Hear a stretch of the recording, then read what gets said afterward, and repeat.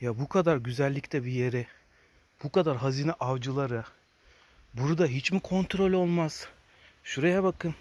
Allah aşkına ya. Köstebek yuvası gibi ormanın içine girmişler ya. Ya burada bir zaten kayamız vardı. Bu işaretli bir kayaydı. Gelmişler bir güzelce kazmışlar. Allah aşkına. Şuraya bakın ya. Bak çok güzel bir kayamızdı bu. Biz her zaman gelip buraya bu taşa bakardık.